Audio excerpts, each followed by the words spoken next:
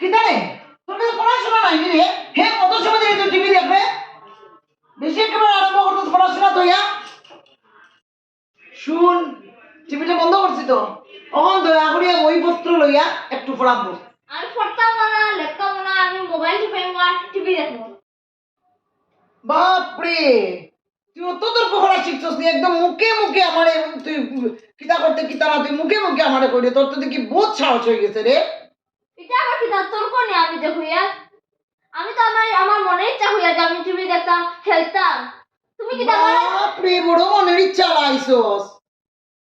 মনের ইচ্ছা হইতাম না রে মাই গো মাই মনের ইচ্ছা নে বনতর তো ইচ্ছা কথা লাগি পড়াশোনা নাই তুমি কি আমার বুবা মনে হইয়া রাখছো নি